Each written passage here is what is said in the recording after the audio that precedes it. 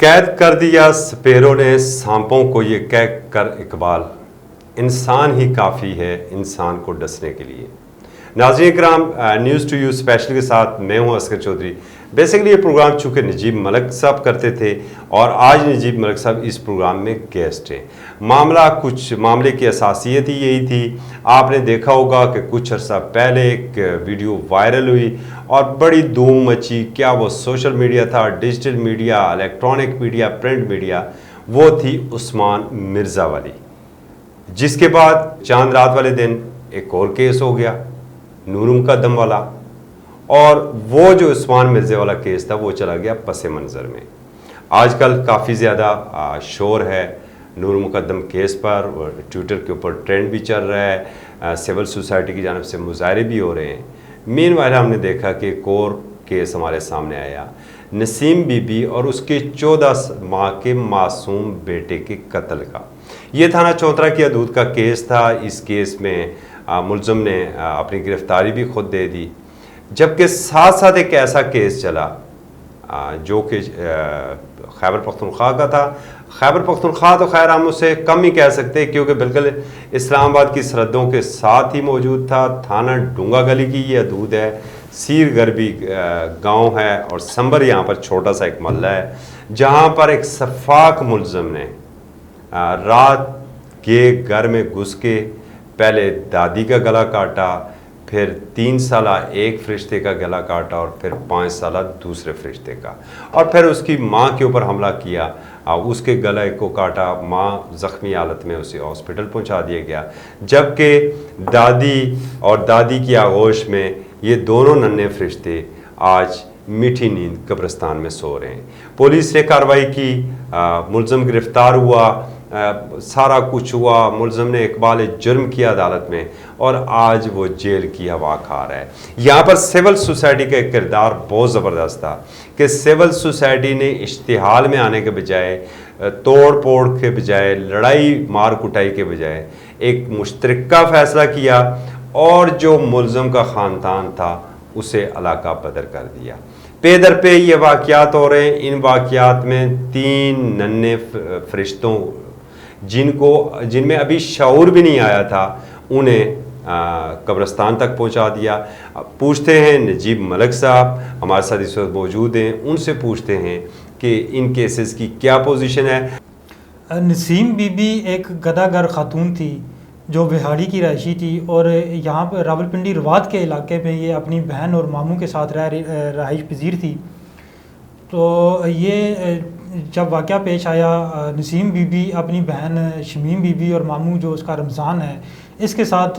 موجود تھی ایک جگہ پر، جہاں پر یہ ملزم واجد، کیونکہ یہ نسیم بی بی کا جاننے والا تھا، یہ وہاں پر آیا اور اس نے اس کے ماموں کو کہا کہ میں اس کو ذرا موٹر سائیکل پر لے کر جا رہا ہوں اور میں اس کو واپسی پر چھوڑ دوں گا۔ تو یہ نسیم بی بی کو اور اس کے 14 ماہ کے بیٹے کو ساتھ لے کر گیا اور تقریباً 2 گھنٹے گزرنے کے بعد جب ان کو پتہ چلا کہ ابھی تک وہ واپس نہیں آیا تو انہوں نے نسیم بی بی کی تلاش شروع کی اور جاتے ہوئے انہوں نے دیکھا جنگل میں کہ ان کی جو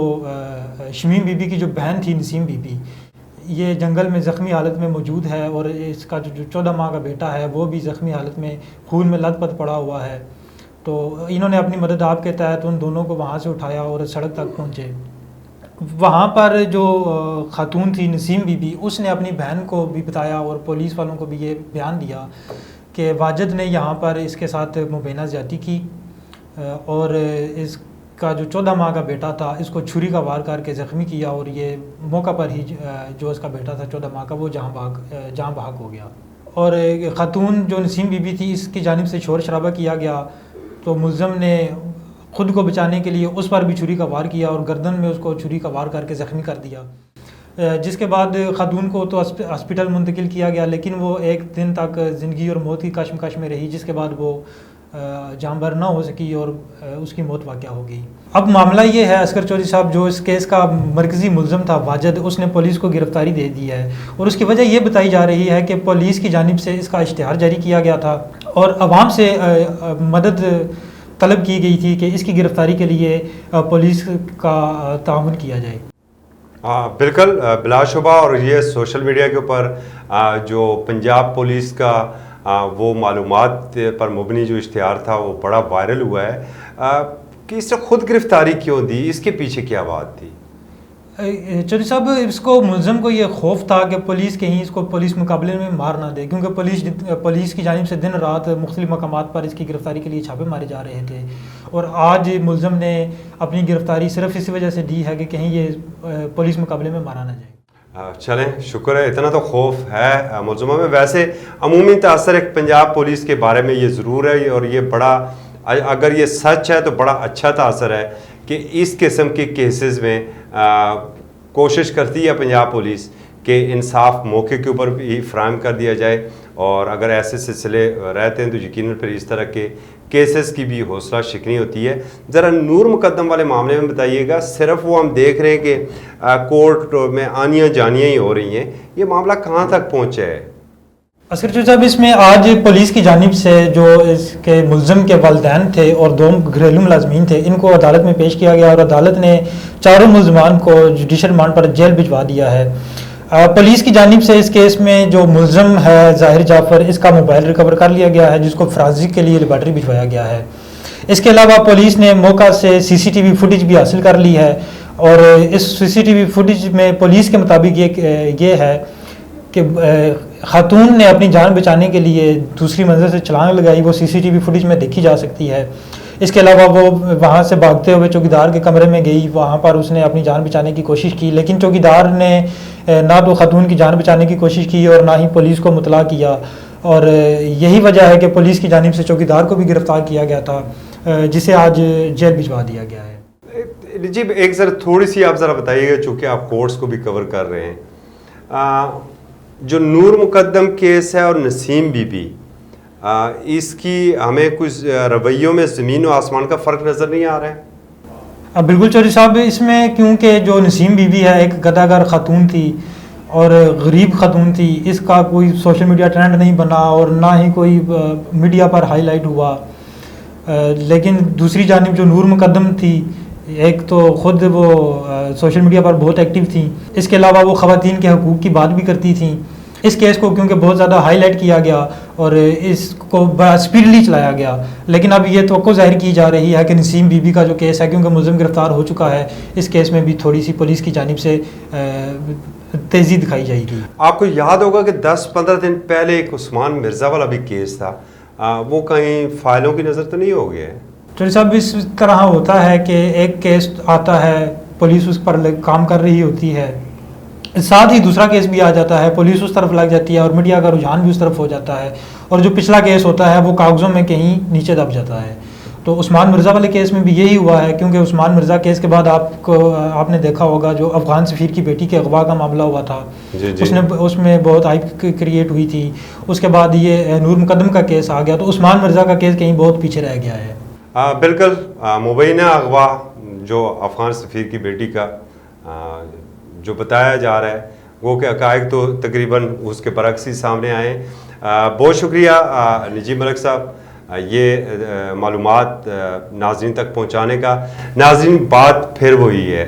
کہ ایک جانب نور مقدم ہمارے لیے وہ بھی ہماری بیٹی ہے, وہ بھی اس قوم کی بیٹی ہے,